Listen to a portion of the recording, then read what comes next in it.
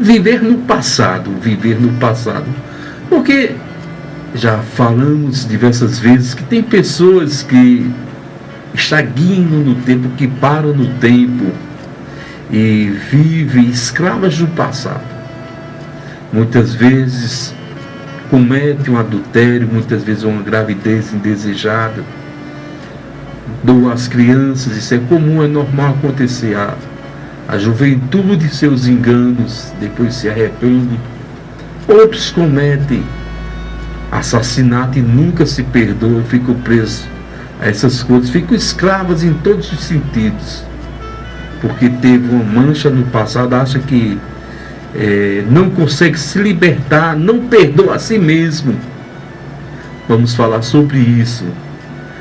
Mas quando alguém começa a limitar a si mesmo, começa a limitar o amor de Deus, é hora de se converter, é hora de realmente entender que Deus é soberano sobre todas as coisas. E devemos entender também que o passado foi uma lição, foi um aprendizado. Tudo que nós passamos foi uma lição, foi um aprendizado.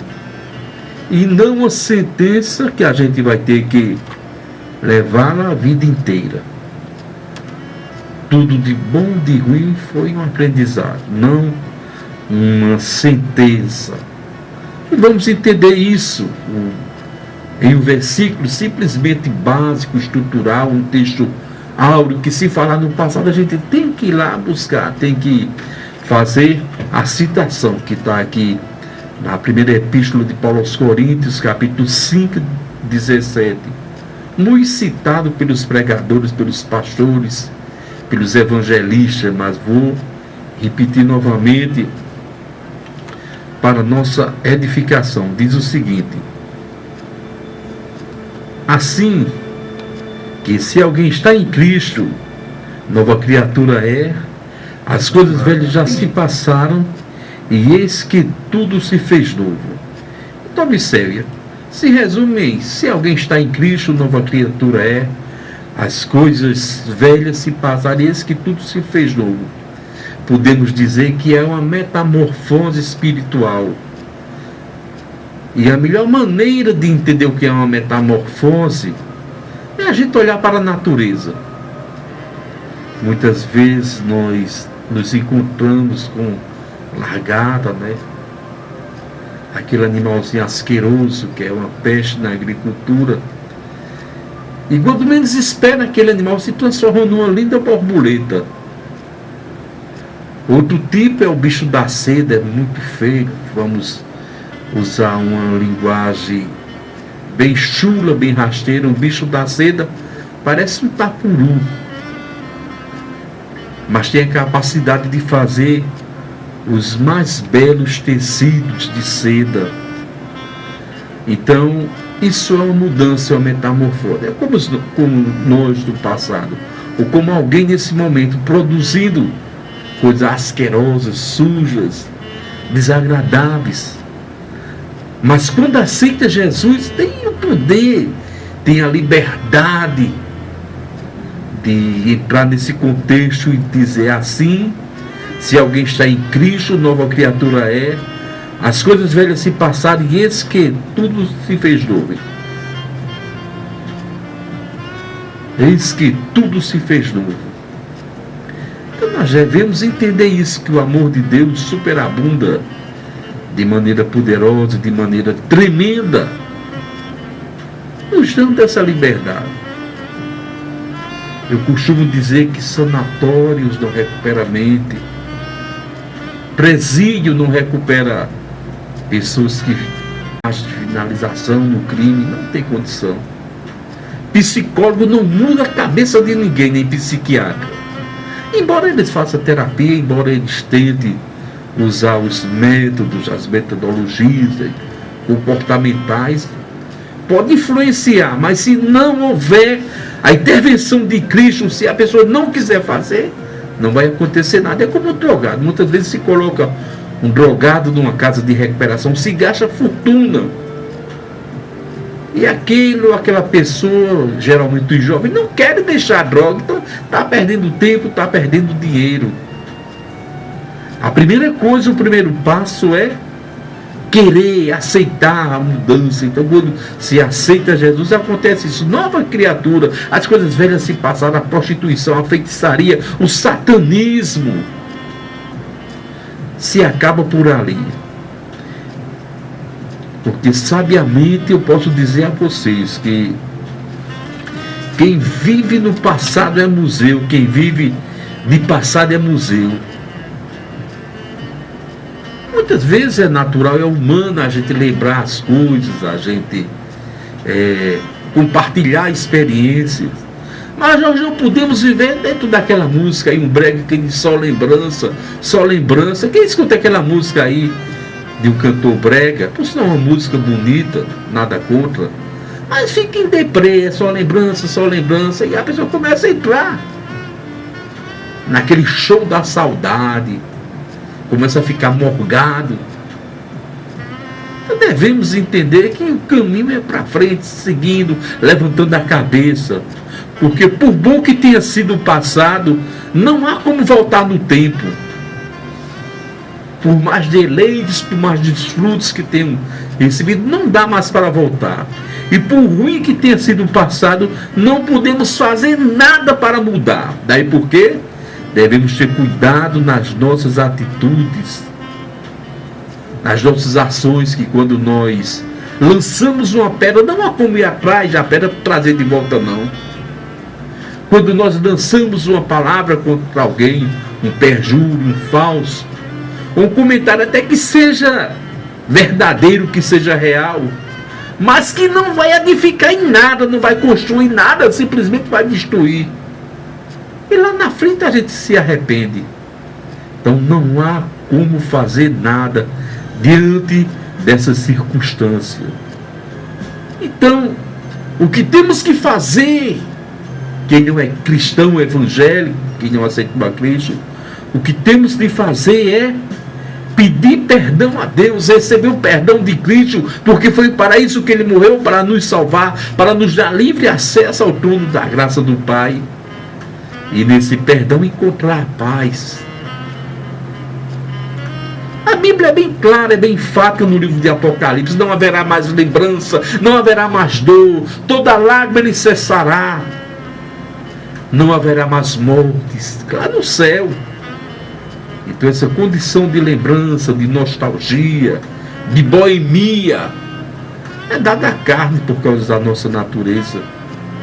Então não adianta ficar preso ao passado, especialmente pelas coisas que nos fizeram mal, pelas coisas que nós geramos destruição, mas que Jesus, acima de tudo, onde está para conceder perdão. Eu não vim aqui a Pirauá por acaso, porque não tenho o que fazer, porque estava bem com a minha família, assistindo um filme,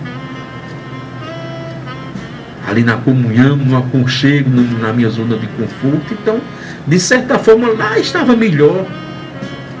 Mas saí do meu lar, vim até essa emissora de rádio falar a vocês quão bom, quão maravilhoso é Jesus Cristo. Vim aqui porque também por trás dessa manifestação existe uma ordem divina, um imperativo, um amor substancial que quer trazer você de volta a Ele, que quer tirar você dessas lembranças, quer tirar você dessa dor, desse sofrimento, dessa agonia que sufoca a sua alma, que muitas vezes, especialmente no dia de domingo, você não encontra posição, não encontra motivo, não encontra motivação, nada é feliz, mesmo estando nas orgias, nas bebedeiras.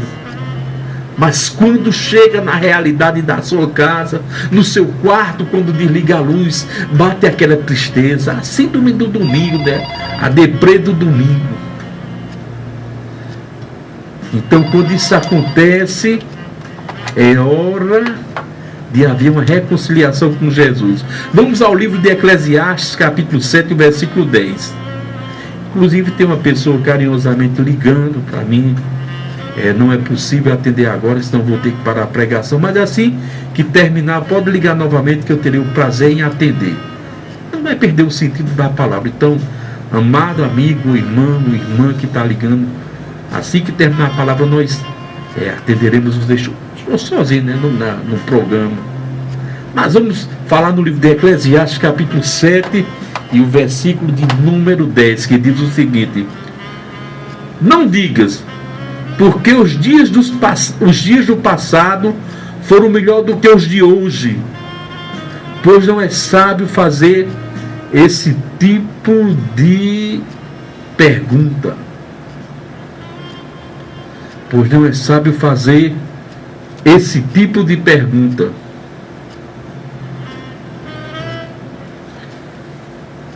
Não diga, porque os dias do passado foram melhor do que os de hoje. Porque não é sábio fazer essa pergunta.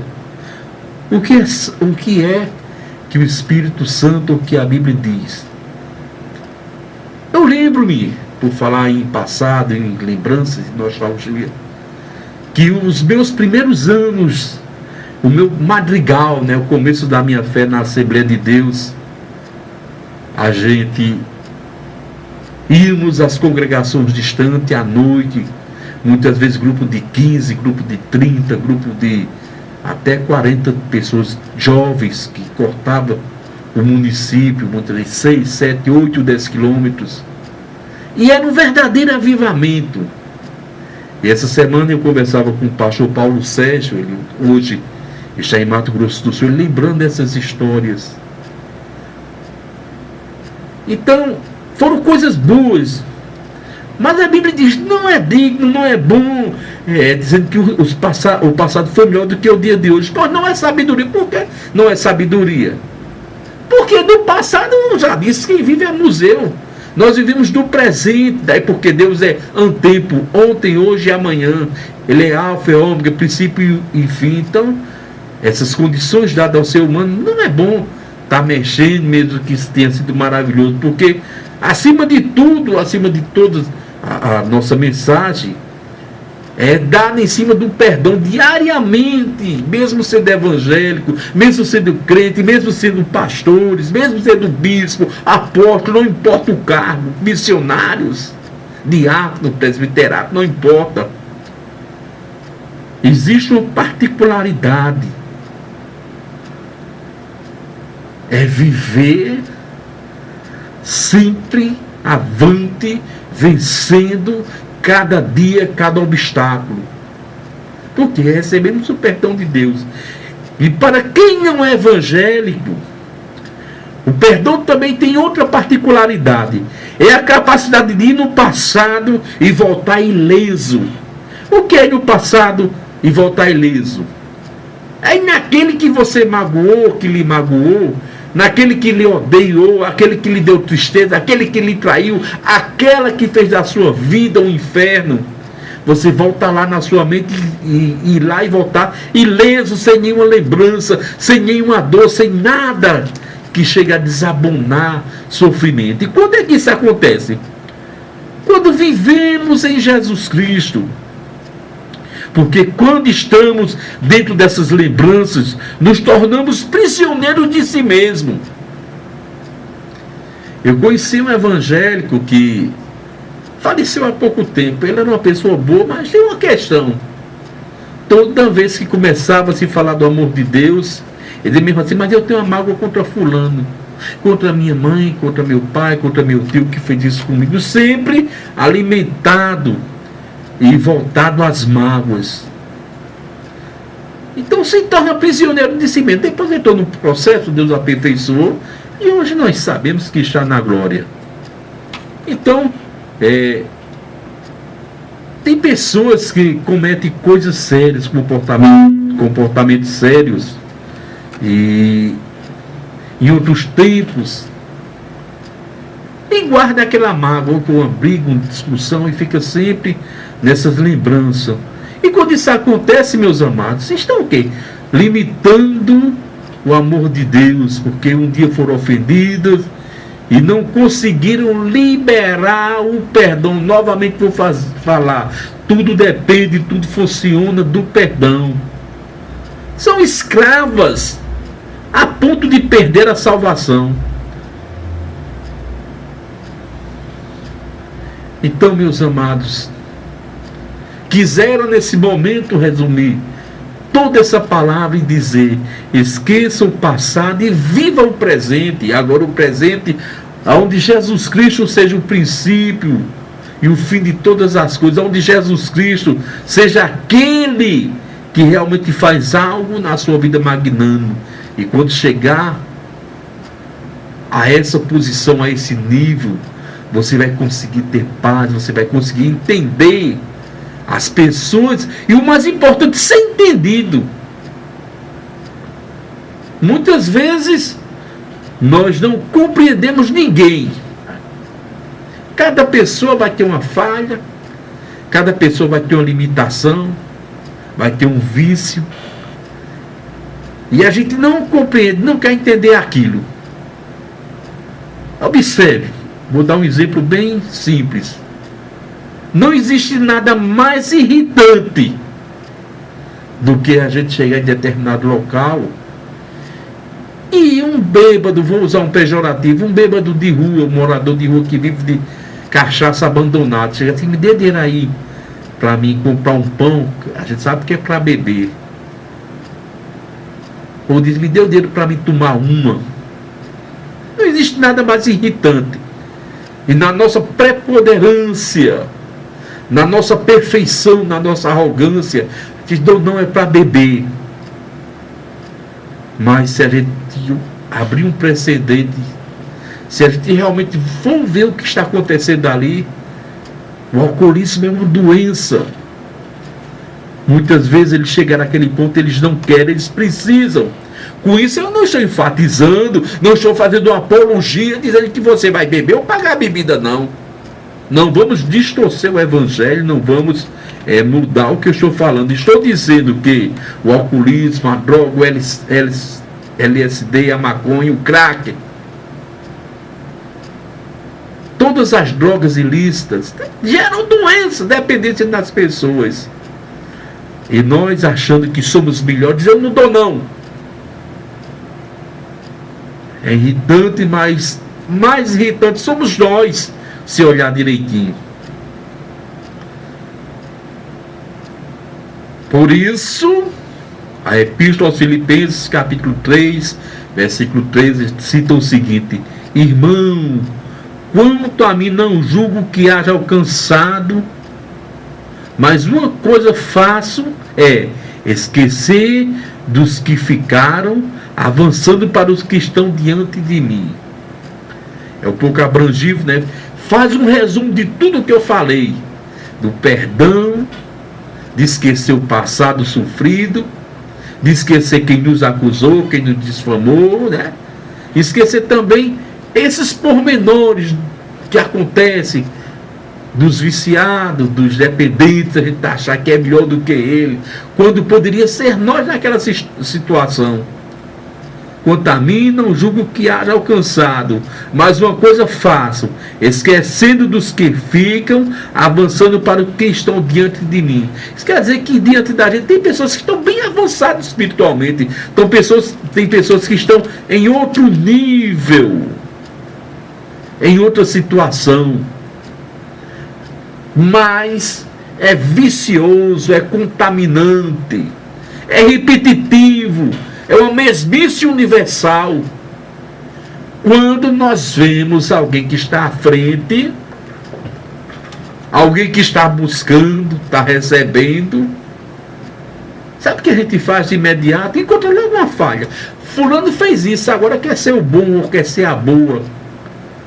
Bebeu, se prostituiu, fez isso, aquilo, idolatrou. Aí vem aquele jargão bem conhecido: o teu passado te condena. Esquecemos de todos os princípios fundamentais da Bíblia, que é Jesus, que é o perdão, que é a regeneração, que é a nova criatura. E para ficarmos à frente dele ou dela, o que é que a gente faz? Bebia, se prostituía. Não faz isso não. Passado condena. E quando aquela pessoa está buscando a perfeição, está buscando um aprimoramento espiritual. Daí porque Paulo diz: não Estou preocupado com o que aconteceu até agora, com os que ficaram. Eu vou procurar adiantar com os que estão na minha frente. E nós devemos imitar essas pessoas que estão à nossa frente. Porque se olharmos nas nossas igrejas, vamos ver pessoas espirituais, pessoas que buscam, pessoas que oram, sabendo que são humanos. No momento elas vão vacilar, no momento elas vão passar por algum processo, vai passar por alguma coisa, vai errar. Essas pessoas hoje, você só não erra quando estiver dentro do caixão. Aí não tem mais como errar não, a carne não vai mais reinar, a carne não vai mais imperar. Aí aquele crente ali não tem mais como errar, não tem mais como cometer pecado. Já chegou a glória de Deus na vida dele. Então, baseado nisso, devemos imitar, seguir os que estão à nossa frente, não olhando as falhas, mas o Jesus que opera na vida deles. Porque Deus não leva em conta o tempo da ignorância, o tempo de pecado, o tempo que ficou no erro. Ele deseja que o pecador se arrependa. E uma coisa eu vou dizer a você, se é evangélico, a pessoa mais errada, mais errônea que tem no nosso município, a mais desprezível, a mais subjugada, se ela hoje aceitar Cristo e entrar por um caminho estreito, nada impede dela estar à nossa frente espiritualmente. Depende da convivência, da espiritualidade, da intimidade com Deus. Tempo de crente não dá intimidade com Deus. Tempo de crente não dá direito à salvação, e sim fidelidade, honra, louvor, adoração, testemunho, que nós temos visto poucos nos últimos dias. Atos dos Apóstolos, capítulo 17, versículo 30. Olha o que a palavra diz. Não estou dizendo nada fora do versículo e dos contextos bíblicos. Olha o que Deus diz aqui. Mas Deus não leva em conta o tempo da ignorância. Anuncia agora para todos os homens, em todos os lugares, que se arrependam. O que é o tempo de ignorância? Era tempo que a gente seguia as imagens de escultura. Era tempo que a gente andava em um processo que chamava de via sacra. A via sacra que palmilhava os caminhos de Jesus, mas que também dava direito à liberdade da cachaça, que dava direito à prostituição, a desejar, viver, a copular com as mulheres e com os homens dos outros. A mesma via que dava o direito de entrar numa política partidária para destruir a vida, porque não era vermelho, não era amarelo, não era verde e amarelo, não era azul, era outra pessoa. Mas com Deus é diferente. Atos dos Apóstolos, ele não leva em conta o tempo de ignorância, anuncia a todos os homens em todos os lugares que se arrependam.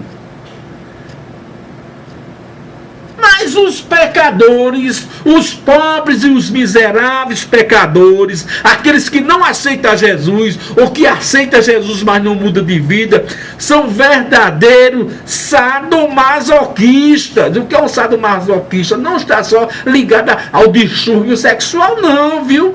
O sadomasoquismo são pessoas que gostam de gerar dor, pessoas que gostam de sentir dor, promovem dor e sentem dor também.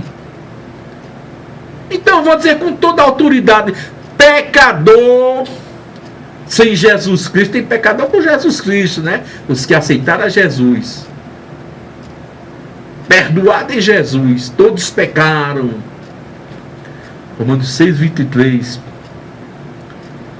Todos os pecadores são sadomasoquistas, porque tem prazer em sofrer, tem prazer em gerar dor, tem prazer em sentir dor. Ora, se Jesus levou a cruz por mim, lá em Isaías capítulo 53, homens de dores, experimentados no trabalho, a quem deu crédito à nossa salvação, verdadeiramente ele levou sobre si as nossas culpas, e nos reputamos por ferido, por aflito de Deus, sem compreender o castigo que estava sobre ele, que nos trouxe a paz. O que eu quero dizer é que a cruz Jesus já levou, é que a chicotada Jesus já levou, é que a morte Jesus já levou. que temos que fazer é a obediência, a mudança, é se comportar, é ficar quietinho. Ficar quietinho e deixar o mundo aí. Mas em pleno século XXI, tem pessoas que adoram levar a cruz no lombo. A cruz não é só aquela madeira que alguém bota e sai arrastando na cidade, não. Para palmilhar, para seguir os caminhos de Jesus. Não, meus amados, vamos entender o evangelho. É a cruz da cachaça, a cruz da prostituta, a cruz do ocultismo, do espiritismo, da umbanda, da quimbanda, da mesa branca. É a cruz daquela mulher que não é sua, daquele homem que não é seu. É a cruz que faz os homens e as mulheres importantes se reunir à noite, tomando um cafezinho, articulando a quem vai destruir porque não segue eles. Tem um pessoal aí na internet que eu tenho tantos seguidores, o Instagram, Facebook, WhatsApp, Kawaii, o Quai, né? TikTok. Eu tenho 20 mil, eu tenho 1 milhão de seguidores. Esses aí não faz mal a ninguém. Mas tem uns sem vergonha, os descarados que se não pensar como eles, se não votar neles, eles crucificam. Bota microfone, jampeia o computador dele e Deus está vendo. Bota alguém lá para escutar o que ele ou o que ela está dizendo. Isso é uma cruz. Ainda mais venenosa, ainda mais imoral que a cruz destrutiva. Porque o que toma cachaça destrói a si mesmo. O que tem um amante destrói a si mesmo. Mas esses sem vergonha destroem uma comunidade inteira, divide família, divide amigos, divide a sociedade, divide igrejas, e o Senhor vai entrar com providência, e o Senhor vai chamar a atenção.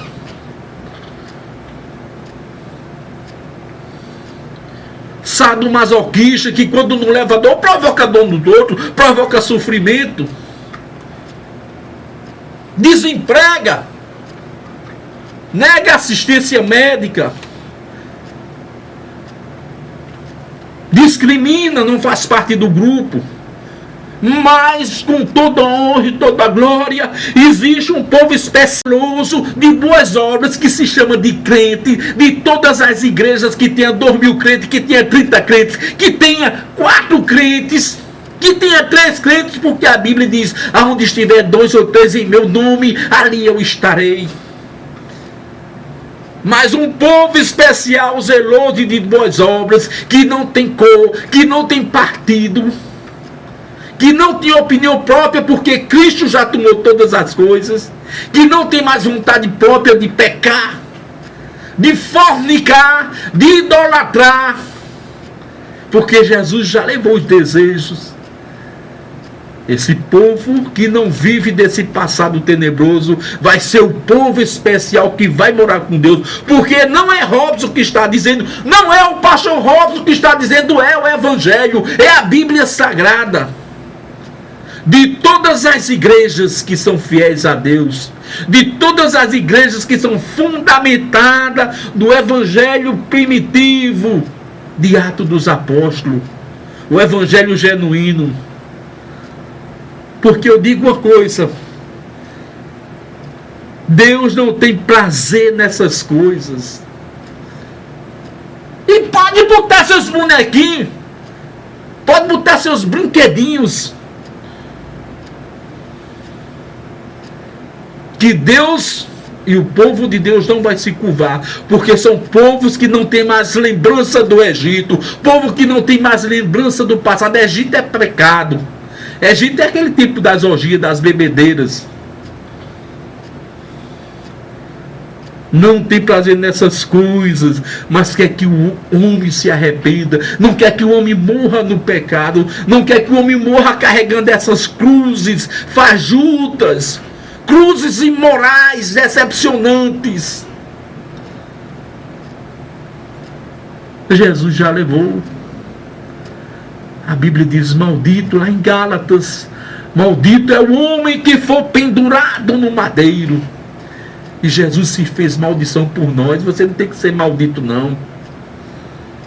Para terminar, Ezequiel capítulo 33, versículo 11, que diz: disse-lhe: vivo eu, diz o Senhor Deus, não tenho prazer na morte do ímpio, mas que ele se arrependa do seu caminho e viva. Convertei-vos dos vossos pecados, convertei-vos dos vossos maus caminhos, pois, e por essa razão, morrereis, ó casa de Israel. Uma pergunta, né? Diz: olha, eu não tenho prazer no ímpio, na morte do ímpio, do pecador, não sinto nenhuma alegria, antes que se converta, antes que mude. Por essa razão, tu vai morrer, casa de Israel. Eu vou traduzir: por essa razão, tu vai morrer, povo de Deus. Agora englobou toda a massa, não é? Agora não é só para os crentes, não. Povo de Deus. Por que povo de Deus? Porque nós somos a imagem e a semelhança de Deus. Que queira ou não, povo de Deus. Agora há um povo obediente que vai morar no céu, e há um povo que está tendo a oportunidade e que não vai morar no céu. Assim diz o Evangelho, assim diz a palavra do Senhor. Que Deus abençoe a cada um de vocês rico e abundantemente. Então comece a pensar em novas coisas, comece a viver do presente do Evangelho, que modifica, que transforma, que faz de você um cidadão do reino dos céus. Amém.